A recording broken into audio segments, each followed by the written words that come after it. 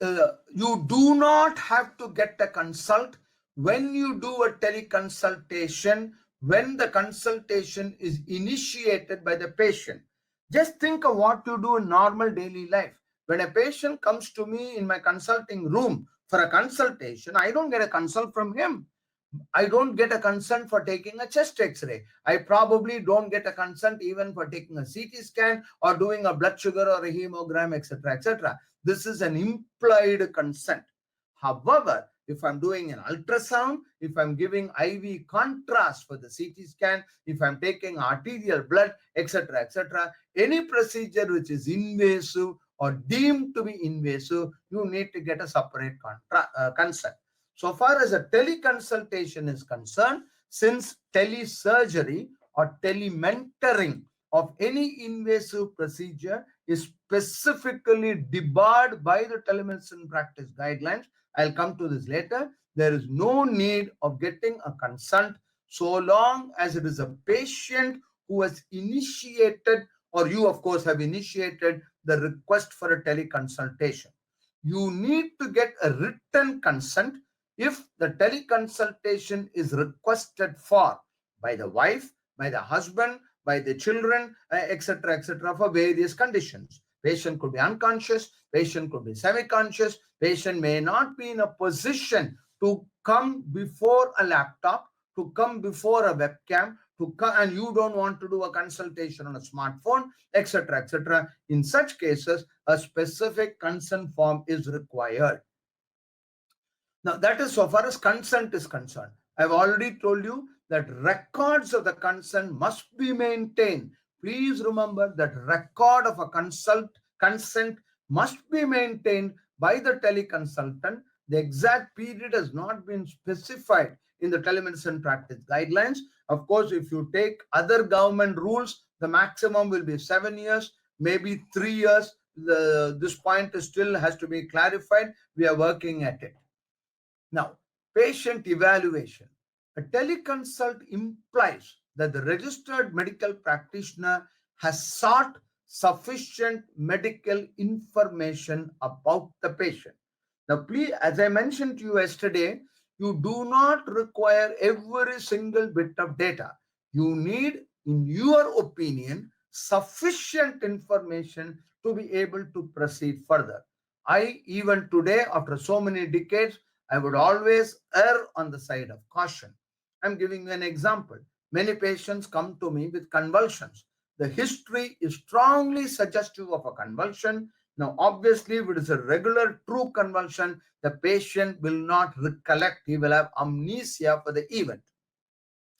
Unless there are telltale marks of a bite, a tongue bite, or some injury because of a fall, etc., I would not like to make a diagnosis of a seizure disorder on a teleconsultation unless I talk with an eyewitness. Therefore, it is essential that I actually talk to an eyewitness and ask the eyewitness to demonstrate to me what he or she saw. Unless, of course, the patient has already been investigated and the history fits in with the diagnosis. So all these details are very, very important. Provisional diagnosis should be recorded along with the prescription. This has been mentioned again and again. Now, the guidelines divide all consults into two, what they call a first consult and a follow-up consult. No prescription can be given for a first consult on the telephone. I repeat, no prescription. We'll come to prescriptions later. Other than OTC drugs, no prescription can be given on a first consult without an examination of the patient.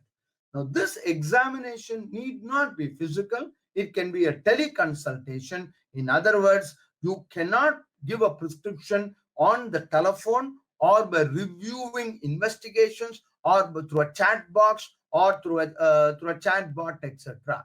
So direct, live, face-to-face, meaning virtual video interaction of the patient is required. However, if you have already done a video consultation earlier, if you have already seen the patient physically earlier, and it is a follow-up consultation, you can prescribe medicines based on a follow-up done telephonically. That is again your prerogative. So this is very clear. Now, 6 months is the maximum time for a patient to be called a follow-up. It is essential that you physically, when I say physically, I'm including virtually. What I mean is video. It is essential that you do a video examination of every patient at least once in 6 months, or you have to do a video examination earlier if the presenting symptom is for a different one. For example, I have been treating a patient with convulsions. 3 months later, he has a head injury, and now he is asking me for my opinion for the head injury. This is a different symptom, different sign altogether, and therefore I treat him as a new patient. Patient whom you have been treating for diabetes and hypertension presents with a stroke, the problem is totally different. Presents with a skin condition, problem is totally different, and so on and so forth. So this is what it is. Now, the types of teleconsultation I've already mentioned to you: patient to RMP, caregiver to RMP, health worker to RMP, RMP to RMP. Now, if I am asked a specialist opinion, a medical doctor discusses a case with me, and I want to physically see the patient. When I say physically, I mean virtually. Then the consent form must be obtained. The consent form must be obtained from the primary physician. The primary physician has to send me an email, a text, a WhatsApp message, whatever it is, saying, I have obtained consent from so and so to get a second opinion neurosurgical consult, and you need to store this with you so that tomorrow you are not accused of seeing a patient without the patient consent. We now come to emergency teleconsultation. This is something very interesting. For the first 15 years, almost 13 years maybe, I used to go and tell everybody in hundreds of lectures that telemedicine by definition excludes emergency, and never ever give a teleconsultation for an emergency situation. However, about 6 years ago, we ourselves, what we did changed this completely. I think I told you yesterday, we run the world's largest 24/7 tele-emergency services, and today there are a few more institutions which are connected to tele-emergency services. However, the practice guidelines unequivocally state that any emergency consultation, meaning any teleconsultation for an emergency, must be followed by a quick, as soon as possible, physical examination, either by you or by the nearest doctor. Therefore, emergency teleconsultation should strictly be confined to giving virtual advice as a first aid to manage the immediate situation. Now, I'll give you an example.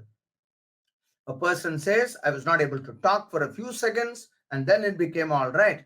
I asked him to stretch out his hand. There's a slight shift of the right hand. As a neurologist, this is enough for me to know that he is developing a stroke, what is called a TIA, or a transient ischemic attack. Therefore, I advise him not to go to the nearest doctor, not to go to the nearest clinic or even hospital, but to go to the nearest thrombolytic center, meaning to go to a center where there is a stroke unit, to go to a center where a CT scan or an MRI can be done, and there is a competent person to initiate thrombolysis. This is what I mean when I say an emergency teleconsultation. And it is expected that I tell him, as a neurologist, hopefully I should know which hospital, I should suggest to him the closest hospital, and I should even take the extra effort of calling that hospital, telling somebody that you are referring a patient with an imminent stroke, a stroke in evolution. Time is neurons, time is brain, time makes all the difference, etc. So this is what we mean by doing an emergency teleconsultation.